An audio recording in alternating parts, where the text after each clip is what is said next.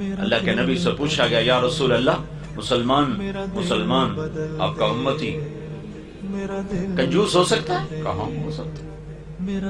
آپ کا امتی مسلمان بزدل ہو سکتا ہے؟ کہاں ہو سکتا ہے؟ یا رسول اللہ مسلمان آپ کا امتی جھوٹ بول سکتا ہے؟ کہا نہیں، جھوٹ نہیں بول سکتا، جھوٹ نہیں بول سکتا۔ آپ نے فرمایا میرا امتی ہر عیب کر سکتا ہے، دو کام نہیں کرے گا، اگر میرا ہے تو دو نہیں کرے گا، ایک جھوٹ نہیں بولے گا، ایک دھوکہ نہیں دے گا۔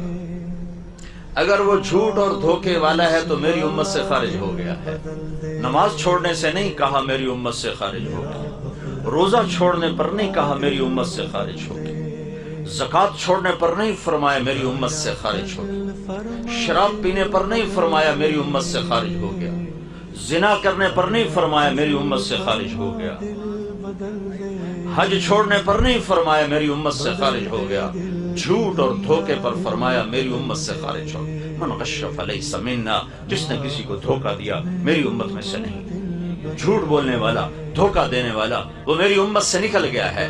تو مجھے واقعی کہہ رہے ہیں 16 کروڑ میں 16 آدمی ڈھونڈنا مشکل ہو رہا ہے۔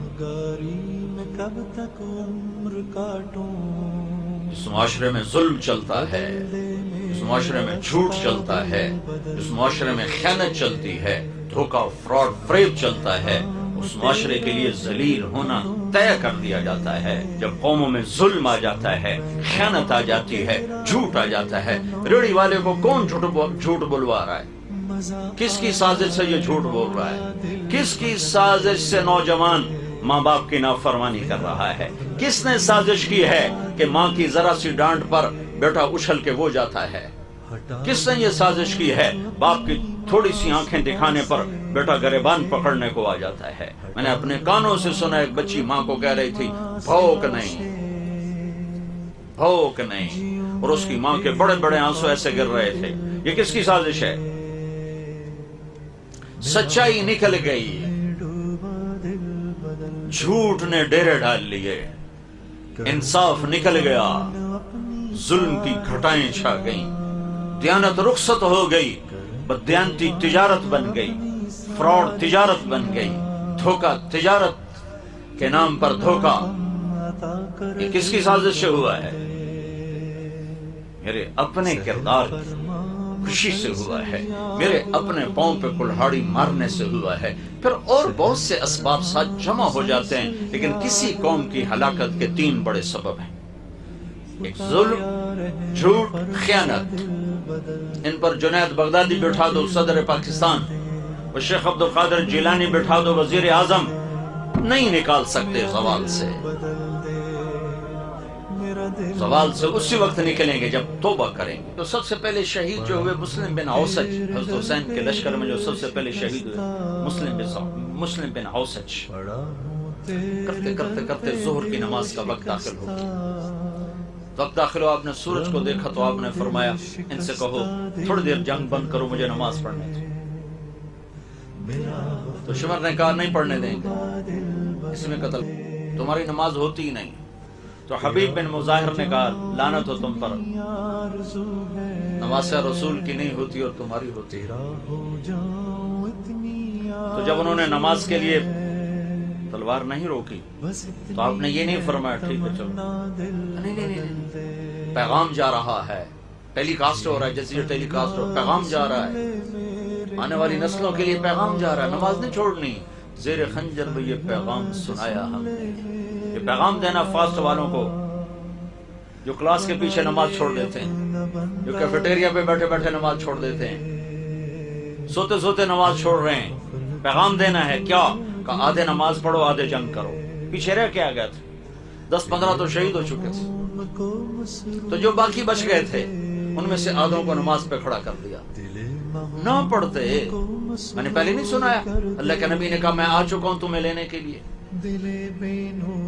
اسی کے لیے تو نماز پڑھی جا رہی ہے۔ کہ نہیں، صرف جنت کے لیے نہیں نماز پڑھی جاتی، اللہ کی خوشنودی کے لیے سجدہ کیا جاتا ہے۔ جنت بعد کی چیز ہے، اللہ پہلے ہے۔ اللہ تجھے پسند ہے سجدہ کرنا، میں کر رہا ہوں، جنت دینا نہ دینا تیری مرضی، تیرے سامنے سر جھکانا میرا کام ہے، میرا کام ہے۔ تیرے سامنے ماتھا ٹیکنا میرا کام ہے. تو اگر صرف جنت کا سودا ہوتا تو نہ پڑھتے. جنت کا نہیں، میرے رب کی پسندیدہ چیز ہے سجدے میں دیکھنا اپنے بندے. تو نے اپنے نبی کو پیغام دی، تیری امت کے بارے میں تجھے راضی کر. ہم بھی تو امتی ہیں نا یار، اور تو سارے ٹائٹل چھین چکے ہیں. تقویٰ بھی چلا گیا، زہد بھی چلا گیا، علم بھی چلا گیا، نیکی بھی چلی گئی، سخاوت بھی چلی گئی، ہر گندگی دامن میں لے کر ہیں بیٹھے ہوئے. لیکن یا اللہ امتی تو ضرور ہے نا، امتی تو ضرور ہے. بلکہ یا اللہ ہمیں تو ایک اور فضیلت بھی ہمارے نبی نے عطا فرمائی. آپ میرے مولا جنت البقیع سے واپس آ رہے تھے، آپ نے فرمایا میں اپنے بھائیوں کو دیکھنا چاہتا ہوں. صحابہ نے عرض کی ہم آپ کے بھائی ہیں. آپ نے فرمایا نہیں، تم میرے ساتھی ہو، میرے بھائی ہو جو مجھے دیکھیں گے نہیں پر مجھ پر ایمان لائیں گے. میرا کلمہ پڑھ اے کریم آقا، اے مالک، میں اپنے بھائی کو جلتا نہیں دیکھ سکتا. آپ کا نبی تو بڑی شان والا ہے، انہوں نے ہمیں اپنا بھائی کہا ہے. وہ یقیناً ہمیں جلتا دیکھ کے بڑے رنجیدہ ہوں گے. اے مہربان اللہ، ان کے دل کو غم سے بچانے کے لیے رحم کر دے. یہ رات کب ختم ہوگی جو 300 سال لمبی ہوگی؟ کب اس امت کب ہم امن والی زندگی دیکھیں گے؟ کب ہم امن والی زندگی دیکھیں گے؟ کب ہم محبتوں والی زندگی دیکھیں گے؟ اے کریم آقا، ہم تو کندے حقیر ہیں. کوئی جو بھی میں عمل ہوتا تجھے واسطہ دیتے، ہمارے پاس کچھ نہیں. ہاں تجھے تیرے نبی کے آنسوؤں کا واسطہ دیتے ہیں. ہمارے ہاتھ پہ کرم فرما دے، رحم فرما دے، ہم سے راضی ہو جا. ربنا آتنا فی الدنیا حسنہ وفی الآخرۃ حسنۃ وقنا عذاب النار. وصلی اللہ تعالی علی النبی الکریم. آمین برحمتک.